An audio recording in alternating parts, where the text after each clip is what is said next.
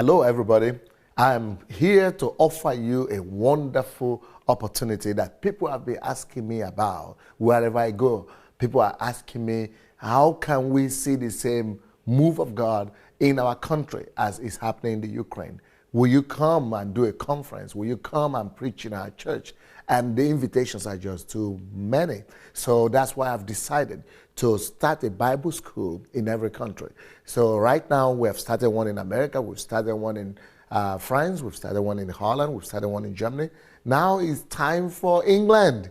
So we're starting a History Maker Bible School in the city of London from September 25th. So I'm inviting everybody that wants to be a part of this great move of God that God is pouring all over Europe, that you should come and be a part of this Bible school. It's just a weekend Bible school, 1 weekend a month. So you don't need to leave your job, you don't need to leave your family, you don't need to leave your church, just one Saturday in a month. You can do that. Please get in touch with us by contacting the telephone and the email on the screen after this program. God bless you and welcome to History Makers Bible School. 300 Christians needed to change the spiritual temperature of this nation forever. Are you one of them? The Bible says creation is waiting for the manifestation of the sons of God for this end time. You don't have to be a pastor or someone in a leadership position in a church to be part of this great move of God. All you need is a genuine hunger for the kingdom of God to be established on earth. Pastor Sunday Adelaja, the pastor of the largest church in Europe, the Embassy of God, is initiating a move of God in this nation called the History Makers Bible School. The History Makers Bible School takes place only on one Saturday every month to equip you for the next level. It will also be a good opportunity to network with like-minded Christians. You will receive tried and tested keys to church growth and pastoring without tears at the Emmanuel Center, 9 to 23 Marsham Street, Victoria, London, Southwest 1P 3DW. Registration is £40 per session. To register, call 0798 114 6157 or email admin@hmbsuk.org or visit the website at www.hmbsuk.org.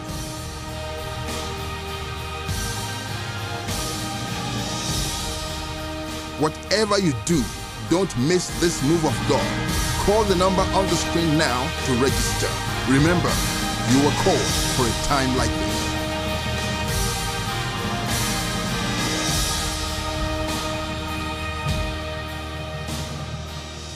Yes, welcome once again to this wonderful program on behalf of the God's Embassy, or I say Embassy of God in Kiev, Ukraine.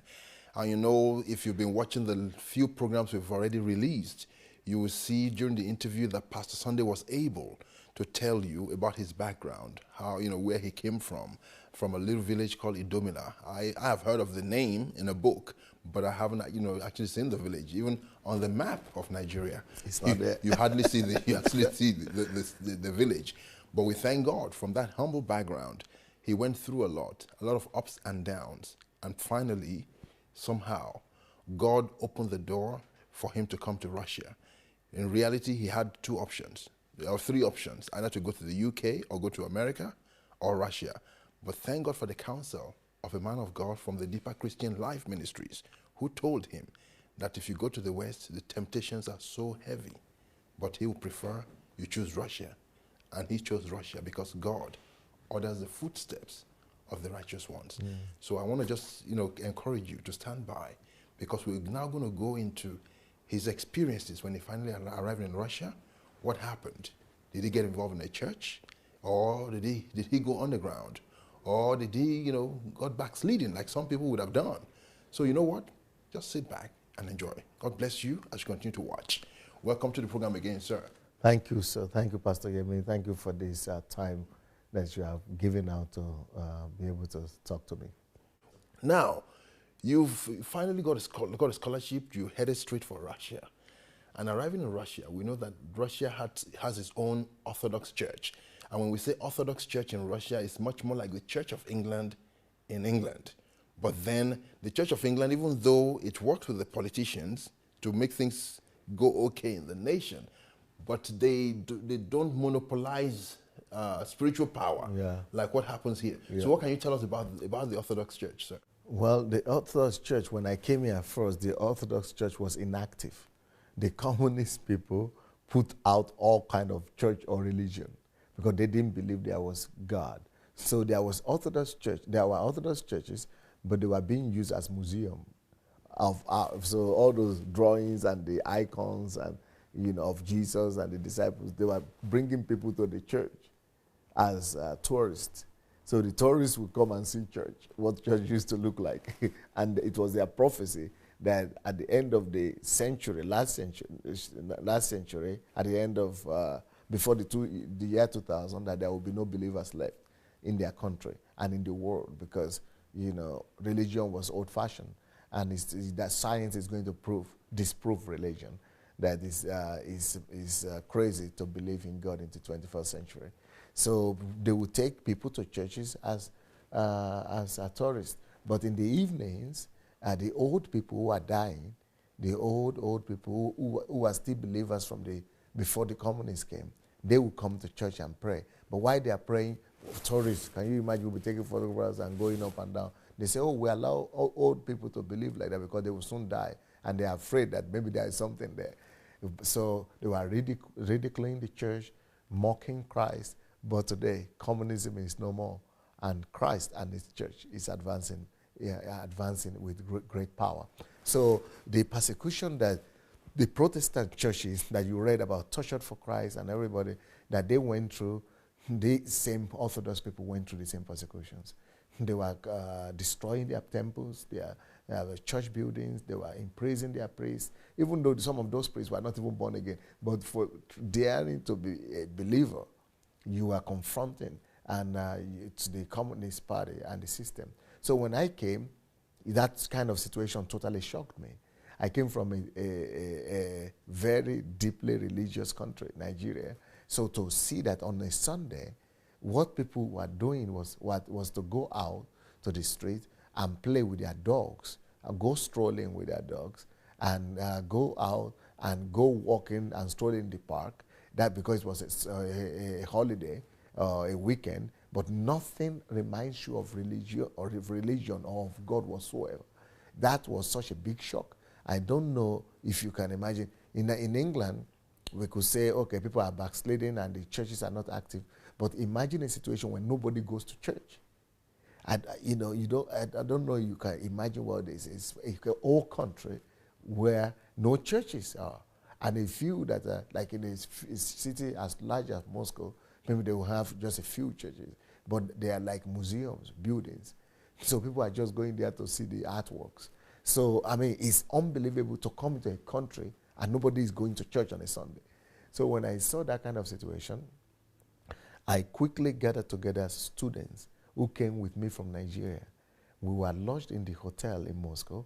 So some of them were Muslims, some of them were not Christians, some of them were nominal Christians. But I quickly came to them and I said, hey, I'm a believer, and this is Sunday. Let's get together. So we got together with some believers, and I started right there. I was only 6 months in the Lord, 6 months as a believer. But we started praying with foreigners. So that was how my underground Christian life began in Russia. Wow. It's kind of strange what you said before, that the communists believe that after the end of the last century, there will be no more believers in Russia. But now communism is gone, and Christ is still there. The same thing is happening in England, in Western Europe now, where the politicians believe that, well, if we manage to, sideline these people, ridicule their religion, make them look useless, it will die away. Yes. And then we have the whole people to ourselves. The Western people, the humanists are just repeating the same communist patterns. But the communists failed, and God is alive. The same thing will happen in the Western Europe. They will be gone, and we will still be here. Wow. Then you arrived here, you started that little prayer fellowship and things. So what happened after that? Well, we know that the Berlin Wall came down, but prior Well, to that, before then, I had a lot of challenges because, for example, in Russia, when you study in the university, you needed to have a Russian partner or a roommate stay with you in your room. So we have 3 or 4 people in the room, and one has to be a Russian. So they were telling us that it's just for us to master the language, that we need to practice the language, and to, practice it, you need a Russian-speaking person living with you. But we didn't know. I later on found out on my own that they were actually there to write reports, protocols to the KGB about what each and every student were doing. Wow. So in my own case, even though I was not praying and doing religious observations publicly, but I had the picture of Jesus on my wall, and the guy had written a report to the Communist Party that this guy is religious, and he's put the picture of Jesus in his room. So one day, even though I would go and pray in the toilet under the blanket to hide it, but they came, and they were banging on my door one day. Bah, bah, bah, bah, bah, bah. I was sleeping in the afternoon, and I was saying, hey, what's happening? It's like they were going to knock down the door. So when I opened the door, it was the head of the Youth Communist Party, and my school teacher, my class teacher. It was a language school, and then the dean, all of them, all the authority and the leadership of the university. Just because of me, because of one picture on my wall, they all came, and they started saying, "What is that?" I said, "What this? This is not a what. This is a who. This is Jesus. Everybody knows him all over the world. You don't know who this is? This is Jesus, the Son of God. This is Christian God." Well, they said, "What is that?" I said, "It's not what is Jesus." They said, "Well, we are not religious, and you have come to a country where religion is not tolerated." The Article 35, and decided quoting it for me, that the consequences, you could be sent to Siberia or sent back to Nigeria or in prison. But because this, by just hanging that picture there, that is regarded as religious propaganda. And that even though, I was not talking about religion, but just by it hanging there, that people who are their citizens, who come to the room, they see it. And it means I'm attempting to convert them, so I could be liable to lawsuit. So as they were telling me all that, I felt so much pain for my Lord.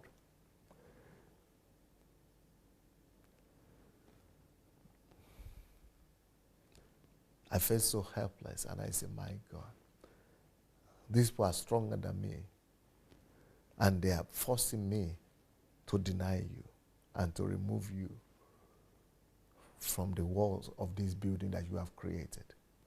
I felt so bad for God.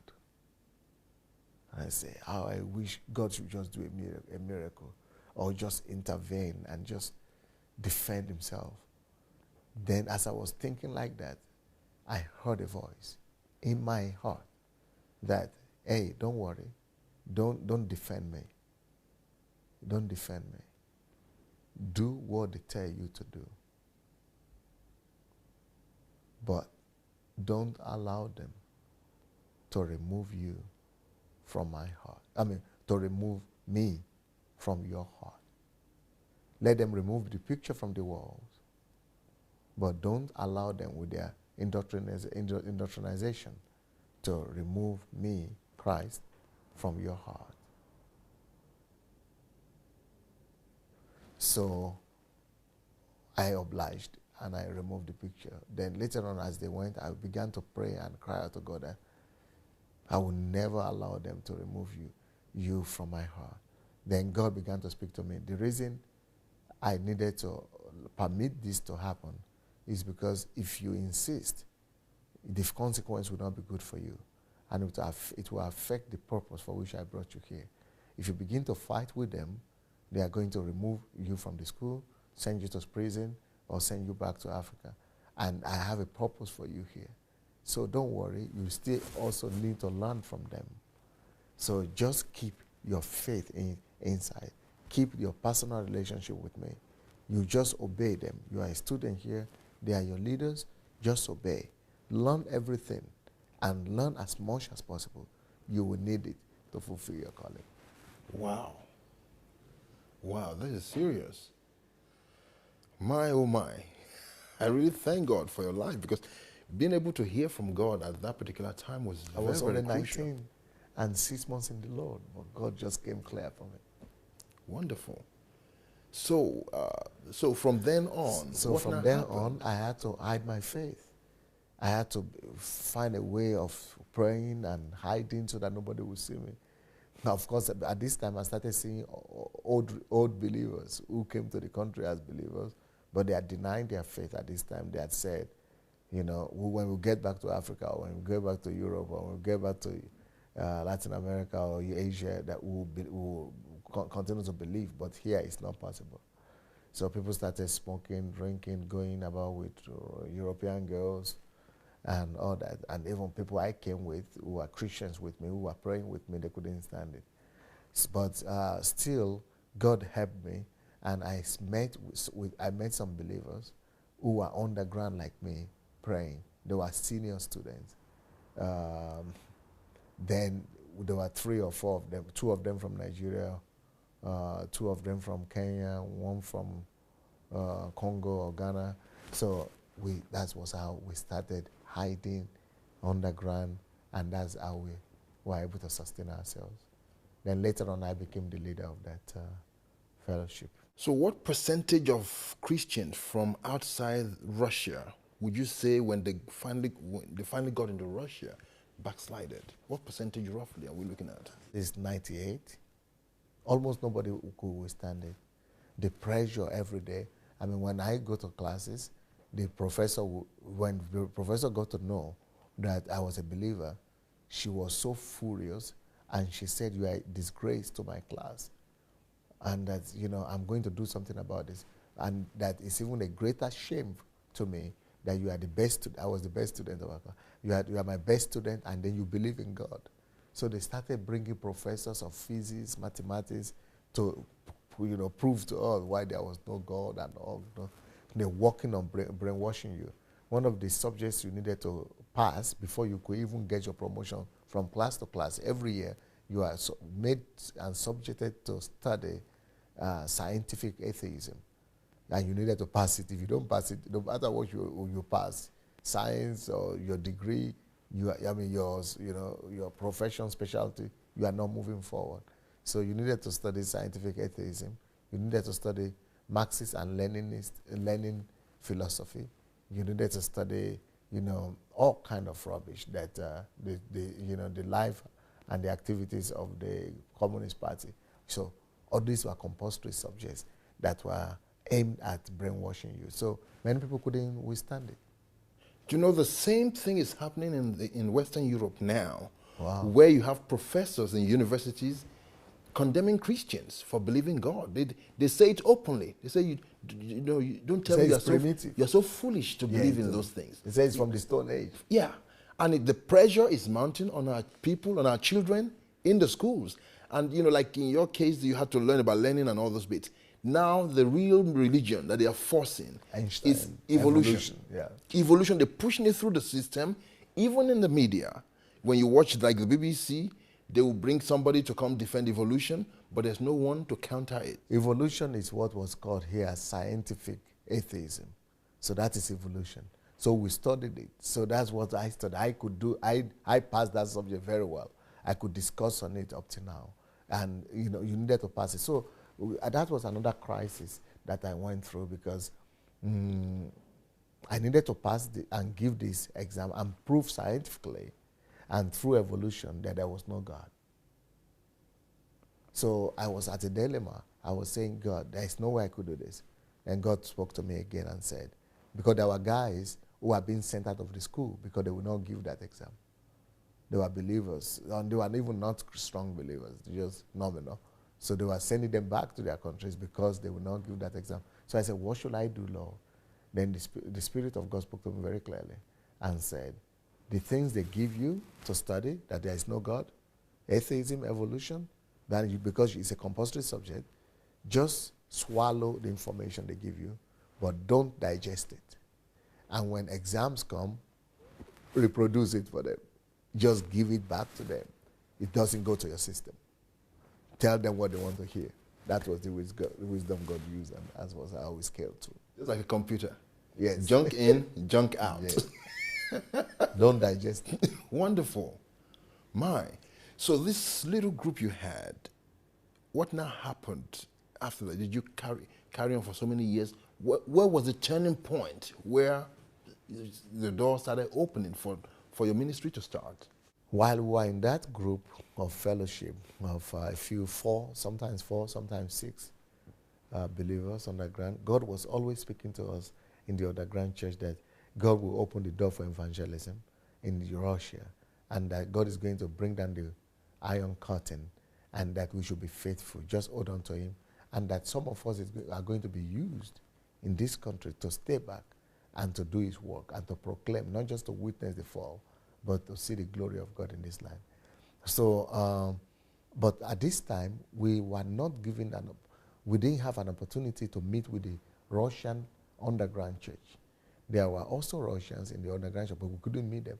Can you imagine? I lived in this country for 4 years, and I didn't see any believer, white Russian believer, because they hid them from the society, from the mainstream.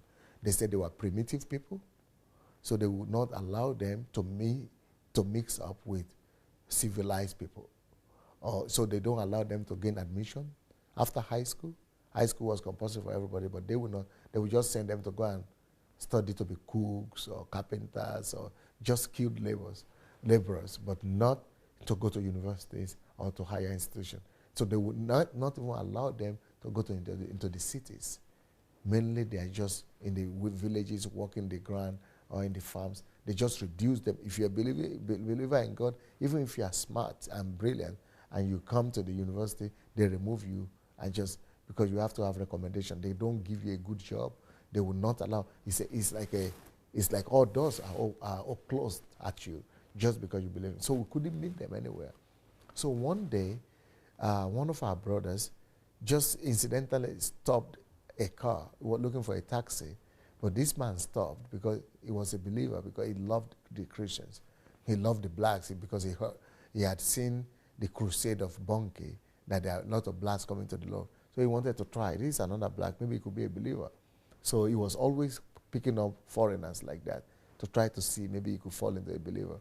So this day, he happened to pick up one of our guys. And that was how they spoke. And that was, yeah, I'm a believer. And they spoke, do you speak in tongues? That was the question that connected that. Yeah! We couldn't believe it. It was like we were seeing angels. To see Christians, Russian believers.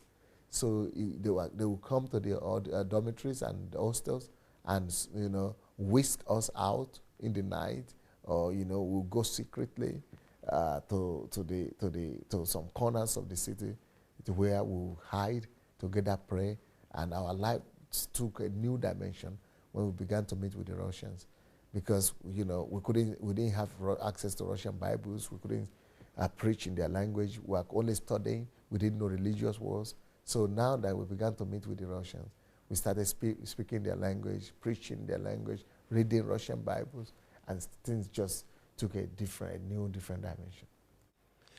Well, that was Pastor Sunday Adelaja, the senior pastor of the Embassy of God in Kiev in Ukraine, talking about his life, talking about the encounters he had with God and how he established a relationship with God, a relationship that you and I really want to establish as well, so that God can use us in our generation to affect lives. So you can actually order these materials from the website of the Embassy of God, so you can go through them and use them to prepare yourself for your own encounter. God bless you as you continue to love God. 300 Christians needed to change the spiritual temperature of this nation forever. Are you one of them? The Bible says creation is waiting for the manifestation of the sons of God. For this end time, you don't have to be a pastor or someone in a leadership position in a church to be part of this great move of God. All you need is a genuine hunger for the kingdom of God to be established on earth. Pastor Sunday Adelaja, the pastor of the largest church in Europe, the Embassy of God, is initiating a move of God in this nation called the History Makers Bible School. The History Makers Bible School takes place only on one Saturday every month to equip you for the next level. It will also be a good opportunity to network with like-minded Christians.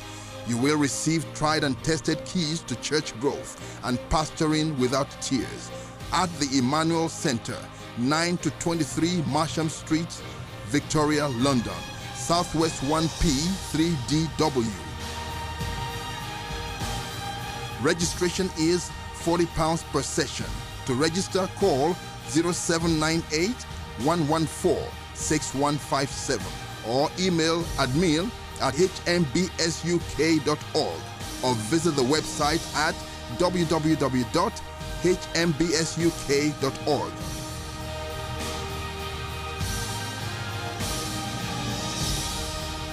Whatever you do, don't miss this move of God. Call the number on the screen now to register. Remember, you were called for a time like this.